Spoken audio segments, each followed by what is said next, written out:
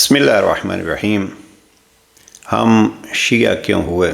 आज का हमारा ये मौजू जंग की एक अज़ीम इल्मी शख्सियत जिन्होंने अपनी ज़िंदगी का बहुत बड़ा हिस्सा अहले सुन्नत में रह के तहकीक की है और फिर शिया होते हैं, और उनके एक साथी जनाब हकीम अमीरुद्दीन साहब जो इलाके के बहुत बड़े ज़मींदार और एक वाक़ियन मुहक्किक, तो इन दो अफराद ने एक पूरी किताब लिखी इन सवालात के जवाब में कि आप शिया क्यों हुए।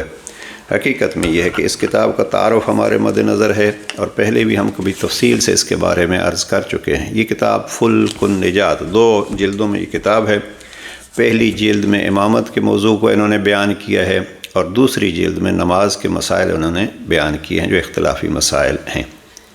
और इनके तीसरे साथी जिन पे अलग वीडियो मौजूद है, डॉक्टर नूर हुसैन, उन्होंने फिर कई किताबें लिखी हैं। बहरहाल मौजू हमारा ये है कि पहले हम हकीम अमीरुद्दीन साहब इस किताब के सफ़ा 9 पे कहते हैं कि हमसे तब्दीली मज़हब का सबब दरियाफ़्त किया जाता है तो उनको तब्दीली के असबाब से तारुफ़ हो जाए, इसलिए हमने ये किताब लिखी है। और जो तालिबान तहकीक हैं उनके लिए मुताले से तहकीक में मदद मिले। और तीसरी चीज़ उन्होंने लिखी है कि बाज़ किताबें नायाब हैं, नायाब कुतुब की बड़ी बड़ी ज़ख़ीम और तवील किताबों का मुताला न करना पड़े। ये 3 चीज़ें इन्होंने बतलाई हैं और हकीकत में उन्होंने तफसील बतलाई है कि हम शिया क्यों हुए। इसी तरीके पे जनाब हाफिज़ अली मोहम्मद साहब इस किताब के सफ़ा 12 पे लिखते हैं कि हम पे एतराज़ होता था और सबब तब्दीली मज़हब दरियाफ़्त करते हैं कि हम शिया क्यों हुए, ये इनके अपने अल्फाज हैं। तो हमने ये किताब लिखी है ताकि हक़ मुनकशिफ हो जाए, और फिर आगे किताब इन्होंने तफसील लिखी है। गुजारिश ये है कि ये मौजू इस ज़माने में क्यों ज़रूरत पड़ती है। मैं बार बार और हर गुफ्तगू में ये कहता हूँ, हमारा चूँकि कुछ वक्त से यूट्यूब पे हम नहजुल बलागा के दुरूस जब पेश करते हैं तो तअज्जुब होता है अज़ीज़ान, सुन्नी और शिया दोनों, ये पता नहीं सुन्नी और शिया की तकसीम हमने कल एक वीडियो में अर्ज़ किया कि हद ये है हमारी कि अब हम कहते हैं शियों का खुदा और सुन्नियों का खुदा। अलबत्ता ये लफ्ज़ सुन्नी जो है वह इसमें किसी वक्त इंशाअल्लाह इस पे एक तफसीली वीडियो अर्ज़ करूँगा। अहले सुन्नत में बहुत ही इल्म दोस्त हज़रात मौजूद हैं, मुहिब अहले बैत मौजूद हैं। हम जब अहले सुन्नत का लफ्ज़ इस्तेमाल करते हैं तो हकीकत में वो नासबी किस्म के अफराद हमारे मद्देनज़र होते हैं। तो हम किसी वक्त इंशाअल्लाह, पहले भी एक वीडियो हो चुकी है इस पे, बहावलपुर यूनिवर्सिटी के किसी स्कॉलर ने ये लिखा है कि नासबी कौन होते हैं और नासबी और सुन्नी में फ़र्क क्या है। तो हम इंशाअल्लाह इस पे किसी वक्त अर्ज़ करेंगे तफसील से। लेकिन आज इस किताब का तारुफ़ और ये क्यों शिया होते हैं, इन्होंने पूरी किताब लिखी है। चांग ही के एक बुज़ुर्ग मुझे बतला रहे थे जिनके वालिद साहब भी वहाँ अहले इल्म थे, और वो कह रहे थे कि जब हाफिज़ अली मोहम्मद साहब शिया होते हैं तो मुल्तान से मौलाना अताउल्लाह शाह बुखारी जो पाकिस्तान के एक बहुत बड़े ख़तीब थे और फिर ख़ुद इनके दामाद ज़ईम फ़ातिमी भी बाद में शिया हो जाते हैं, और ये ख़ुद अताउल्लाह शाह बुखारी शियों के बहुत बड़े मुखालिफ थे। तो उस वक्त जब ये हाफिज़ अली मोहम्मद साहब शिया होते हैं तो अताउल्लाह शाह बुखारी मुल्तान से आते हैं इनके पास और इनके साथ कुछ गुफ्तगू होती है, काफ़ी मुबाहसा होता है, मुनाजरा होता है, और ये उनको कहते हैं कि आप क्यों हुए, वजूहात पूछते हैं। तो हकीकत में ऐसी वजूहात को बयान करने के लिए जनाब हाफिज़ साहब ने ये किताब लिखी है। इस किताब को पढ़िएगा, नेट पे मौजूद है। ये इसकी 2 जिल्दें फुल्कुन निजात। अगर इसका ख़ुलासा किया जाए बड़ा खूबसूरत अंदाज़ में इन्होंने, देखिए ये किताब जो मेरे पास है, इन्होंने किताब का नाम चूँकि लिखा है फुल्कुन निजात, किताब के नाम से मालूम होता है कि कोई निजात की कश्ती का पता ये देना चाहते हैं। इस जुमले पे गौर फरमाइएगा। अगर ये एक जुमले में कहा जाए कि हम शिया क्यों हुए تو اس کا خود انہوں نے جواب دیا ہے، میں عرض کرتا ہوں، کچھ پوری کتاب ہی حقیقت میں تو جواب ہے خلاصہ.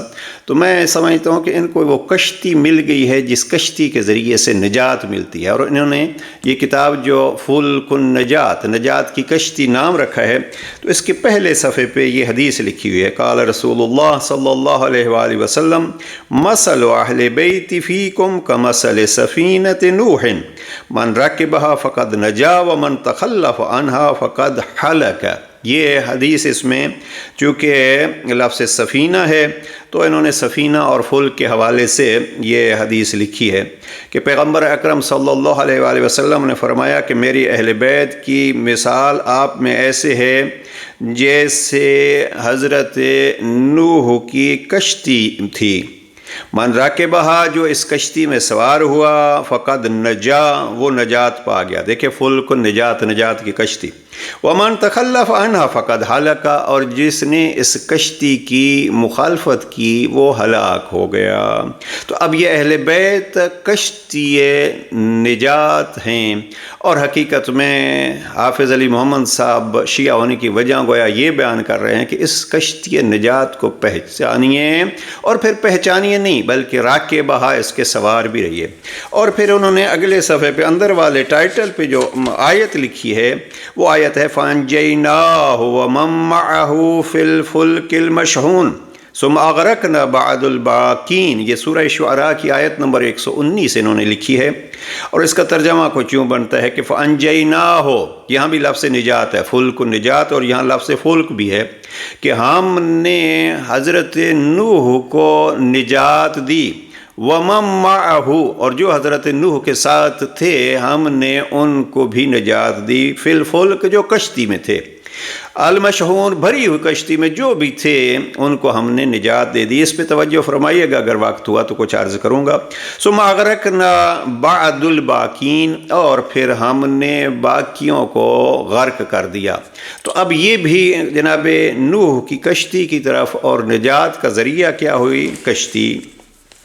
یہاں حافظ علی محمد صاحب فرماتے ہیں پہلی جو وجہ انہوں نے بیان کی ہے وہ فرماتے ہیں کہ اسی اہل بیت کو پہچانیے، یہی کشتی نجات ہے. ختم کر رہے ہیں گفتگو، بس 1-2 منٹ اور آپ کے لیتے ہیں، اور وہ یہ ہے کہ اگر ان کے پوری کتاب جو 930 صفحات پر مبنی یہ کتاب پہلی جلد میرے پاس ہے، اور کوئی 250-300 صفحات کی دوسری جلد ہے، اس کو اگر یہ خلاصہ کریں کہ ہم شیعہ کیوں ہوئے، تو ایک تو یہ فلک النجات کو پہچانا، اور پھر فلک النجات کے بعد انہوں نے جو معیار حق کے طور پر شروع کی ہے بات، وہ کہتے ہیں کہ وہ ہے حدیث ثقلین، کہ پیغمبر اکرم واضح فرما گئے کہ انسان کی نجات کے لیے میں 2 چیزیں چھوڑ کے جا رہا ہوں.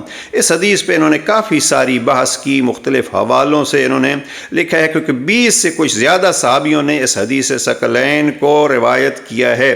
اور صحیح مسلم کا حوالہ انہوں نے دیا ہے جلد 2 صفحہ 379 میں.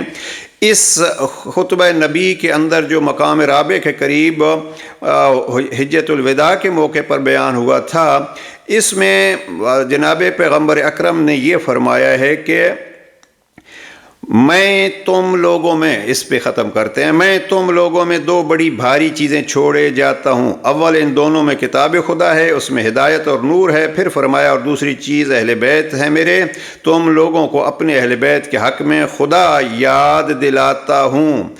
اذکرکم اللہ، خدا یاد دلاتا ہوں. گویا خطرہ تھا جناب پیغمبر اکرم کا کہ میرے اہل بیت کو چھوڑ دیا جائے گا.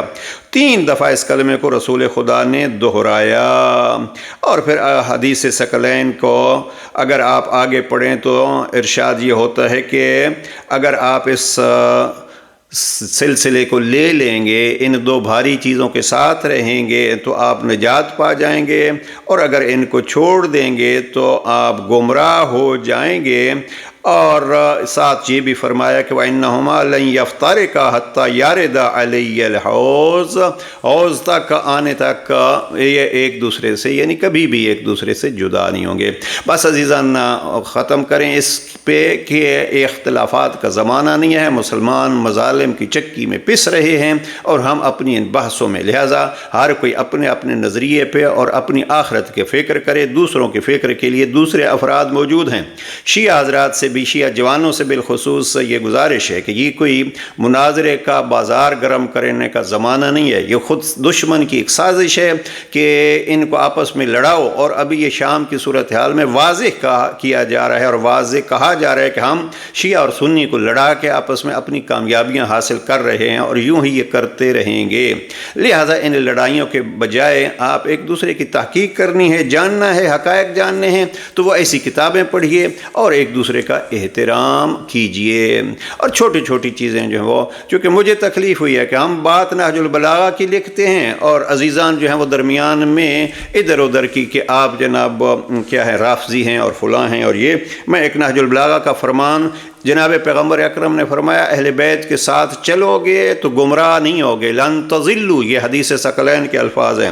نہج البلاغہ میں جناب امیر علیہ السلام نے خطبہ نمبر 95 میں، یہ خطبہ نمبر 95 کے الفاظ ہیں، جناب پیغمبر اکرم نے حدیث ثقلین بیان فرمائی اور اس کی تشریح گویا علی علیہ السلام نے یہاں فرمائی، انظروا اہل بیت نبیکم فالزموا صمتہم واتبعوا اثرہم، اپنے نبی کے اہل بیت کو دیکھو، ان کی سیرت پر چلو، ان کے نقش قدم کی پیروی کرو، وہ تمہیں ہدایت سے باہر نہیں ہونے دیں گے اور نہ گمراہی و ہلاکت کی طرف پلٹائیں گے۔ اگر وہ کہیں ٹھہریں تو تم بھی ٹھہر جاؤ اور اگر وہ اٹھیں تو تم بھی اٹھ کھڑے ہو، ان سے آگے نہ بڑھ جاؤ۔ یہ حقیقت میں جملہ آپ کی خدمت میں عرض کرنا چاہتا ہوں، ان سے آگے نہ بڑھ جاؤ ورنہ گمراہ ہو جاؤ گے، اور نہ انہیں چھوڑ کر پیچھے رہ جاؤ ورنہ تباہ ہو جاؤ گے۔ علی بھی یہی فرماتے ہیں، نبی بھی یہی فرماتے ہیں، پیغمبر اکرم کو حکم ہوتا ہے کہ آپ اس کشتی کا اعلان کر کے جاؤ، اس لیے کہ پیغمبر خدا کے حکم کے بغیر کچھ کہتے ہی نہیں ہیں۔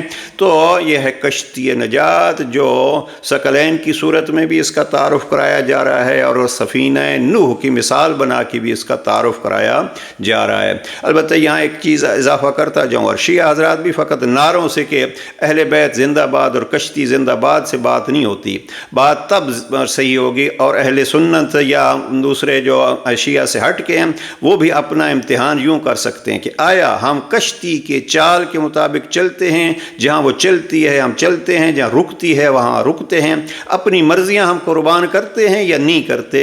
اس لیے کہ کشتی کی سواری کا تقاضا یہ ہوتا ہے کہ جہاں مڑے آپ کو وہاں مڑنا ہے، جو اس کی رفتار ہو۔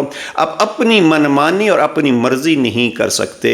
اب ہم شیعہ ہو کے بھی یہ نعرے پہ اکتفا کریں کہ بس کشتی زندہ باد، تو کشتی زندہ باد کہنے سے یا کشتی کو چھوڑ کے پہاڑوں کی چوٹی پہ چلے جانے سے نجات نہیں ملتی، خواہ وہ نوح نبی کا بیٹا بھی ہو۔